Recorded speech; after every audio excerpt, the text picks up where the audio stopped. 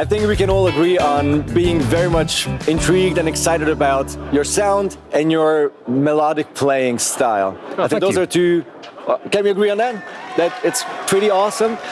I wanted to ask you about that mid-range because your sound is so pronounced with that very unique haunting mids. How do you approach setting up your rig? Or how do you get there? Just keep turning everything up until it sounds better. No, I think probably a key part of that is that from pretty much the point I could actually, I was able to get into pubs and clubs and stuff like that. I've been gigging live, from about the age of about 14, 15 maybe onwards. I've been playing, pretty much every weekend, in pubs and clubs, and you very quickly start to realize that, okay, well, the sound you've dialed in your bedroom might not necessarily work in a live context. Okay, all this bass sounded amazing when you're making your house vibrate, but in a pub, with 100 people in it, nobody can hear what you're doing. Yeah. So I think very quickly I realized that mid-range was my friend, and if I wanted to be able to be heard and people understand what I was doing on the guitar, then more mid-range is often the answer. So I think consequently my guitar sound has always been quite mid-range focused. Yeah. And a lot of the influences that I've had over the years, going back to Slash, listening to Appetite for Destruction, his guitar tone on that record. It's all the upper mid-range. It's all the upper mid-range. Yeah. Same with Izzy as well, Izzy's a little bit more kind of scratchy and thin, but it's a lot of mid-range. So I've always been quite mid-range focused, and then in later years getting into people like John Mayer. Again, John Mayer, in the Strat realm is very mid-focused, very mid-rangey, very mid-driven. So it's always been in the back of my mind that, that's what appeals to me. That's what makes me happy. That's what makes me play better. And that's what the audience can hear. So if it makes me happy and it makes them happy, then it's kind of making everyone happy. It's crazy. But also you play your Yamaha, which has P90 pickups. Yes. Those pickups have a ton of mid-range. Yeah, absolutely. But also Singing Coil also have the attack, has the low end, has everything. Do you ever, reduce the presence on amps, or is it your playing technique that makes it sound so round and smooth? Yeah, I mean, I think P90s are criminally underrated in the sense that I think chronologically, because they came before humbuckers and humbuckers superseded them, I think they have this slight misnomer around them that they're a lesser pickup. And okay, well, they hum, so they must be worse than the humbuckers that came after. For me, honestly, P90s are the ultimate pickup. You kind of touched on it then. It's that mid-range, it's that focused sound that you get with a humbucker, but with the articulation and top-end clarity and, definition that you get with single coil pickups, typically. Yeah. So for me, they are the ultimate kind of mid-range there, ironically, or mid-ground. They can be a little bit bright, I guess, and spiky, depending on your setup. I'll sometimes roll the tone back. Okay. Not anywhere near as much as I will roll the volume back. And I'm not a huge fan of treble bleed circuits. I've had a couple of guitars in my time with treble bleed circuits, and I don't particularly like what they do to the tone. Wow. I love the fact that if you roll your volume back very slightly, you get more of a tonal change than you do a volume change. So it's a lot of playing with the volume. I mean, if you look at my Yamaha, all of the paint is worn off around the volume control, and very little of it is worn off around the tone control. So it kind of tells you what I'm constantly manipulating. So can it be that for the most part, when you play rhythm, you don't have your volume at 10? It's like around 9 or 8? Yeah, I guess, honestly, this kind of stuff it's always a nightmare to try and figure out because I don't know what I'm doing. It's just kind of subconscious. So when people ask you questions, I'm like, yeah, I suppose so. That sounds good. It's pretty much just solos where I'm on 10. Okay. And the rest of the time is anywhere between 5 and 9, I guess. So it's that last little kind of push over the edge that you need for solos where it finally goes up to full volume. So, but with that, obviously you get all that tonal change as well, which is such a part of the P90 sound, I think. Absolutely. So, they're great pickups. Do you have any issues with noise? Because that's something that P90s are famous for. A lot of people say like, oh yeah, I like the sound, but I cannot live with that amount of noise. And they are the noisiest pickups. Do you know what? Ordinarily, no. In the UK and in Europe, no. In the US, I kind of get now, for years on my YouTube channel, I get people commenting, going like, how do you live with the noise? And I'm like, it's not that bad. Yeah. And then, having just done a month across the US, I'm like, it's really bad. Okay, I don't know why. I don't know whether it's like a change in the power over there or something, but there were a couple of venues. So my two main guitars for the tour were the Revstar, the Yamaha Revstar, and a Jazzmaster. Yeah. Obviously, both of single coils. There were some gigs where it was like, this is almost unbearable. I'm really struggling with this. And you would find one slight angle on the stage where it would go away, which is usually away from the audience. So you're like, well, that looks terrible. That looks just like I'm not interested in the gig. So yeah, I kind of get it now after a month over there in the US and it being particularly bad in a lot of places. Like we did a show in Minneapolis in Minnesota, and it was like horrible. It was about 60% noise, 40% signal. Yeah. I was like, that's terrible. So yeah, after a month over there, I kind of get all the complaints. But in the UK and Europe, not very much. Like we had one show springs to mind. We did a show in Vienna a couple of years ago under a train line, and that was horrific because that was not just noise, but that was like a constant tone. Yeah. Just flat of C. Yeah. All night. And not only did we not have any songs in C, it turns out, but also this was just slightly flat of C. So like that was just terrible all night. You could have tuned all yeah, exactly. Yeah, tune down and play everything in C. Especially tuning keyboards is C flat.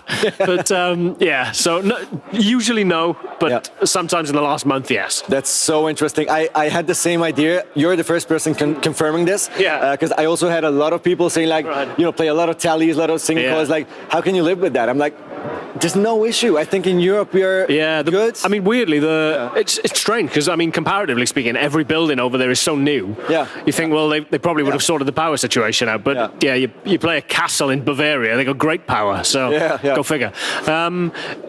Strange. But like on that Minneapolis gig, even the third guitar I took was an SG with humbuckers. And even that was noisy. Yeah. I'm like, well, if the humbuckers hum in, then we got no chance. I played a show next to the train rails. In actually here in Baden-Württemberg, and it was like that was the night. The other dude played a Les Paul. It was just unplayable. We were like, okay, whatever. Yeah, I took the SG as a bit of a backup because when we did a couple of shows in the US last year. We did the Troubadour in LA and the Basement East in Nashville, and I remember both of those shows being quite noisy. I was like, well, I'll take the SG as a bit of a backup as a fail-safe. But then when even that is humming, you're like, well, I just have to live with it at this point. So well, I think we have to appreciate our European engineers and electricians.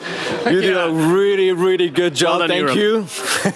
In the name of the whole guitar player and bassist community. Enough tech talk, maybe. How about the melodic world that you create? I cannot get enough of your solos. I think I'm not alone.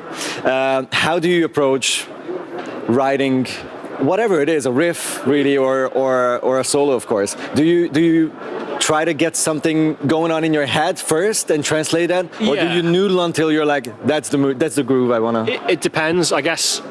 Within like a Cardinal Black context, usually what will happen is Tom will write the basis of a song, or I will write the basis of a song. We take that in rehearsal, and then it gets ruined by everyone having their input. No, you kick it around the rehearsal room, and it takes on a life of its own, and it becomes a track. And then if there is a solo in that track, by the point you get to actually recording a solo or writing a solo, you are so used to the vocal melody and what the drums are playing, what the bass is playing, what your rhythm guitar part is. All of these things come together to influence the solo or any kind of lead breaks or anything like that. So compare that to something like Friday Fretworks, obviously my YouTube thing I did for a while. That was totally different set of circumstances in that I would like make a backing track and then be like, okay, well, there's no vocal melody, there's nothing else to kind of... No reference. There's nothing to inspire me there particularly. And that would be a case of like, well, I'll just sit down with the guitar and I'll just play and see what happens, and you very quickly start to stumble across ideas that sound good or a repeated theme that you want to make a motif out of. So it's different within different contexts, but within the band, the solo almost will have written itself before I've touched the guitar. Wow. Because you've heard what the vocal melody is doing, and there was a great quote, I think it's Marcus King, I heard say it recently, saying your vocal melody isn't worth a damn if you don't want to reference it in your guitar solo, which particularly kind of resonated, because there's all of these influences that you take inspiration from, and the vocal melody is a huge one, Absolutely. The track will be pretty much written before we get to something as boring as the guitar solo. So you think, well, okay, there's a lot of things to take influence from there, It's so interesting. All of the above. You can definitely hear that whenever I hear any of your songs. There's always those references, those little nuggets of melody or. It's nice to create those rhythm. little kind of the way I always approach. And I don't consider myself as ever having written the solo, okay, because that would imply a level of diligence on my part that I do not have, or attention span. It's usually just it happens naturally over time. But it's nice to kind of think of them as they're little songs within the song. It's a little kind of.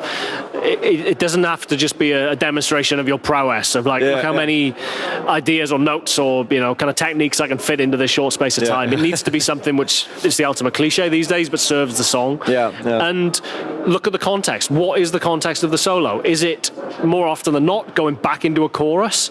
In which case, it's probably the final chorus, and you probably want to feel like you're kind of reaching like a climactic moment. And that's why a lot of my solos go from low to high, because you're setting up the solo, or you're setting up the chorus rather, for that big kind of final epic anthemic chorus or whatever. If I'm ending on a kind of like that, the chorus has got a lot of work to do then, because you're starting from a negative point. So just being conscious of where you are within the song and what the purpose of that solo is.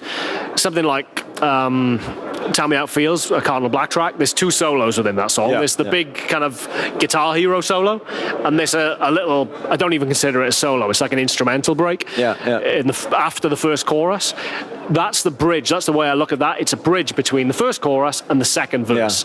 So that serves such a different purpose to the guitar hero solo. If I'm going all guns blazing and trying to blow everyone's head off with that short little first solo, it would be like, what are you doing? It doesn't set up the second verse. So just being conscious of what the point of a guitar solo is. Does it even need a guitar solo? I mean, yes is the answer to that question always. But that's all agree on. Yes, they need a guitar solo. But if you are doing a guitar solo, what's the point? What are you trying to say, and what comes after the solo? Did it ever happen that someone in the band, or maybe in the studio, the engineer, someone said like, "Hey, how about you double that, or you shorten that, or you do less notes, or you do a bit more to get people more excited for the less"? Did anyone ever interrupt in that? The album which we just released in May is the first time. I mean, it's only our second record, but the first album was self-produced. This album we had a producer by the name of Cyril Kamenzien at a studio called Power Play in Zurich, or just outside Zurich in Switzerland. I've seen the posters. And it's an amazing studio. Like guitar player's wet dream, just incredible amount of gear. Wherever you turn, there'll be those were those vintage amps, right? Yeah, there'll be like a 63 Vibreverb or a Blackguard Telly or an old Les Paul, whatever. He's got an incredible collection of stuff. But that was the first time we'd worked with a producer, and it was interesting that we spent a lot of time on pre-production before we went into the studio. So a lot of rehearsals, a lot of really going through the tracks with a fine-tooth comb, trying to cut the fat or trim the fat. If it doesn't need a solo, it doesn't have a solo. If it doesn't need that extra turnaround on the chorus, it doesn't have it. But it's only when you actually get into a studio then and start recording those songs that. And being aware that someone is listening with a critical set of ears, you start to realise there's a track called Morning Light, which has a middle eight. And it was only when we went in and put the demo down of Morning Light and went back into the control room and listened to it, all of us had this simultaneous realisation of like, oh, it's a middle 16. And Cyril turns around and goes, you realise it's a middle 8 for a reason, boys. We're like, yeah, fair point. Okay, that's cut in half. Oh, wow. So that was one of the first tracks we recorded for the record, and that kind of set the tone in terms of like, well, if it doesn't need it, it's not there. And if it does need it, then maybe you kind of make more out of it and do it again, So there were a lot of tracks which, the second record is much less guitar solo focused than the first. It's more song focused. The live show is very different. The live show gives you a chance to stretch your legs and, be a guitar player a little bit more. But I mean, there's a track on the album, the first track actually, which had a section at the end of the song where we're like, that needs like an instrumental break. It needs something which isn't vocal led, but it's also probably doesn't feel like it needs to be a guitar solo. It doesn't feel like a guitar solo song. So one of the reasons we chose Power Play is it's a residential studio, so we're all staying in the accommodation above the studio. And there's a pool table, there's a bar, so every night after the studio, after we're working all day, we go back up, we shoot some pool, have some drinks, and chat over the day's work. And we were chatting over Ride Home, this track, which is the first track on the album. We were like, what does that need? What does it need? Because it's not a guitar solo. We're like, do we pick like a traditional Swiss instrument? We're in Switzerland. Whoa. So we're texting Cyril going like, what Swiss instruments have you got? You're like, an alphorn? Like, I don't think it's an alphorn. And we came to the conclusion that we wanted bagpipes. So we're like, okay, who do we would we get to play bagpipes? So we found a bagpipe player, which in itself is a long, crazy story. As it should be. But yeah, I mean, that track ended up with bagpipes on it, more than it did guitar, arguably. So Great. I think just being conscious of like, okay, what does the song need? Does it need a guitar solo? And if it does, let's have a guitar solo. They're going to have it. If it doesn't necessarily need to be there. So. And also live, there's always room for more, isn't it? Yeah. The last track on the album is a track called Your Spark, and that was a track that I wrote, and pretty much from the first rehearsal, we're like, this is a really cool track. This feels good.